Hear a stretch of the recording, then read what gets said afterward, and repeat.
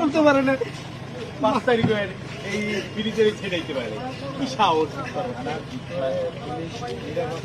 ভালো মানুষের জন্য যদি হয়তো তাইলে হয়তো শরীরের জন্য আইসা আইসা আমাদের সহকর্মী আগাম কি অপরাধ করছে আমাদের সহকর্মী একটা চোরের জন্য যদি এই অবস্থা হয় তাহলে আমরা কিভাবে আইন শৃঙ্খলা পরিস্থিতি নিয়ন্ত্রণ করবো? চোরের জন্য যদি এই অবস্থা হয় তাহলে পুলিশ কিভাবে তার পুলিশিং করবে, কিভাবে সে কাজ করবে?